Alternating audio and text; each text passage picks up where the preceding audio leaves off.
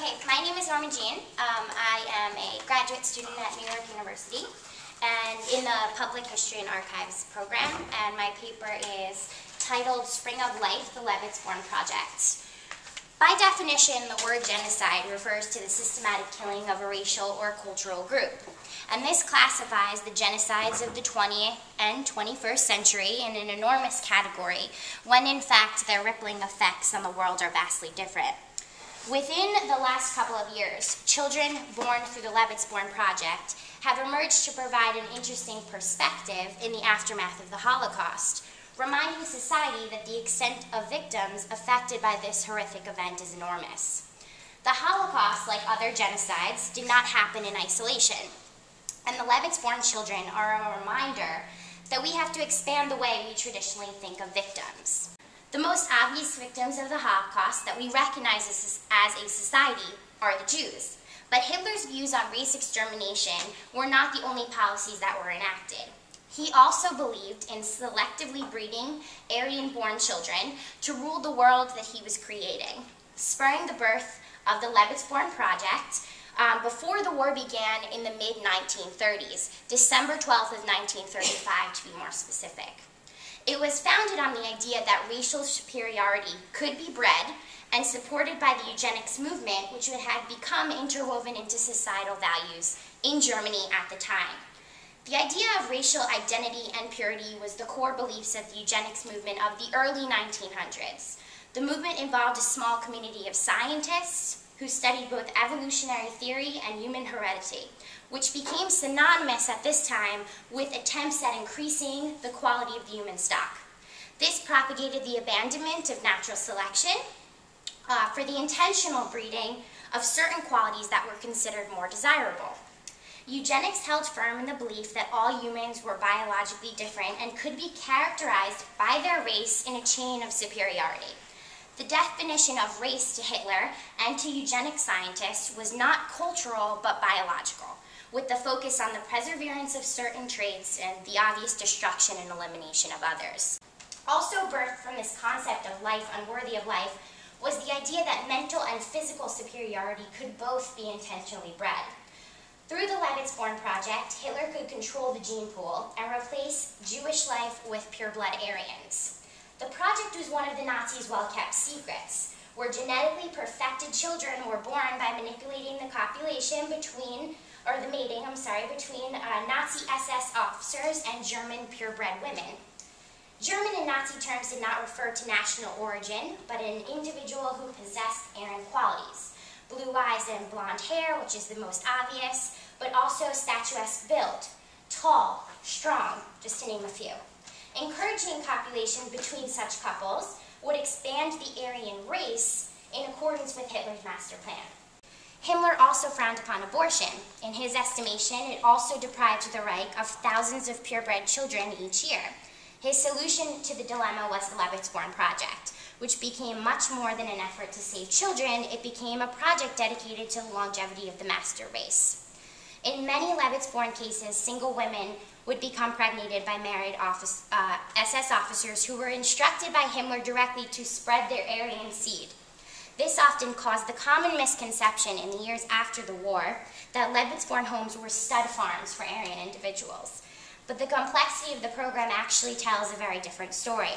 Levitts-Born was created to foster a new way of life. It not only provided homes and medical care for unwed mothers, but also became a safe haven for the Nazis' next generation. During the post-war years, this new generation battled the animosity of a world that would obviously not sympathize with anything or anyone German-bred. There were drastic parental efforts at the close of World War II to hide children's identities when it became evident that Germany would lose the war.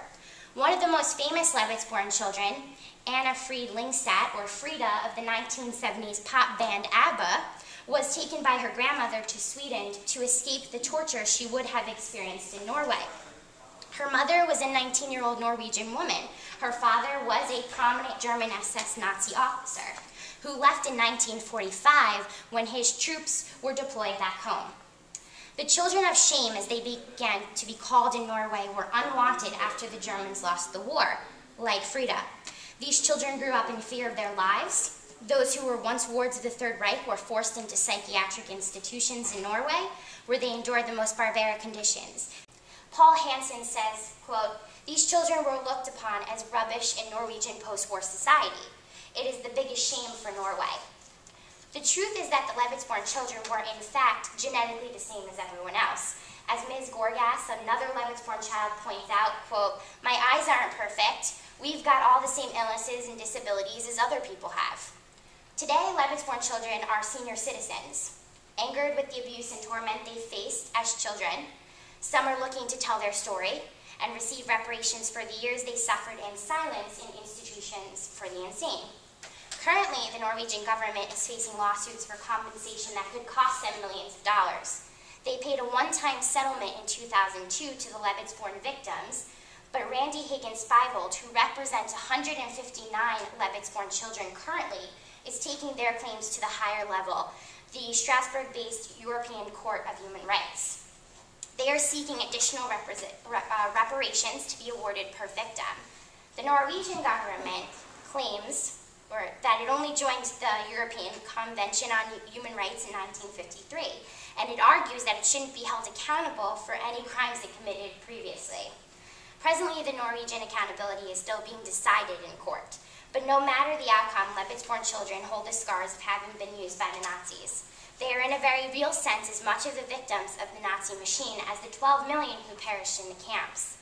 When Hitler laid out his plans for systematic annihilation of the Jews and creation of an Aryan race, he planned to change the world. In Mein Kampf, he writes, quote, "Anyone who wants to cure this era, which is inwardly sick and rotten, must first of all summon up the courage to make clear the cause of this disease." Eliminating the Jews was the start in the plans of domination. While with his defeat, the world emerged not as Hitler wanted it, but certainly changed.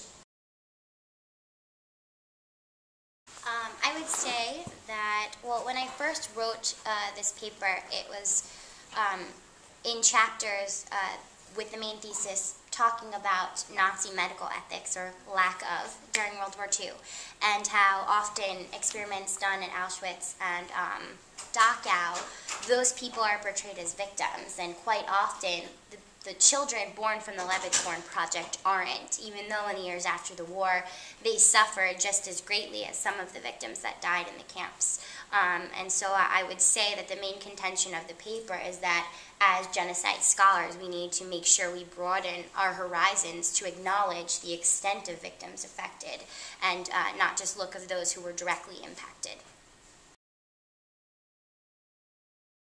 I focused on Norway because the statistic I gave about the 8,000 born in Germany and its territories, they were spread out through France, Luxembourg, Belgium, and Germany.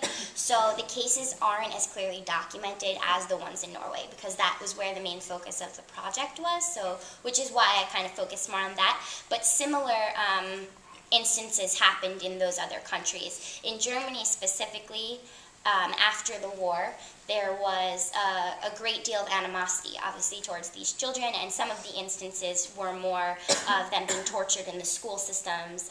One particular girl, which I didn't put in this paper, was a fellow neighbor tried to drown her, calling her a Nazi bitch. As a society, we have to, I feel that there's a need to categorize people in general. You do that in your everyday life. You categorize yourself all the time. So when we're facing the aftermath of genocides like the Holocaust, you naturally will identify or put people into certain identifications, and the Jews are one of them. We identify the Holocaust with talking about the extermination of Jews, but in the same sense, these were people who were a product of the Holocaust, not having necessarily experienced it, but their identity as they grew up was defined by the identity of their parents. So, and that really was the justification for then the abuse that they faced in the later years. From people who actually often came back from having been in the camps. Not to say that that was the whole number of people that were obviously prejudiced against them. It was all of society in general, so you had a very big switch. So I think it's just a product of what happens as a society.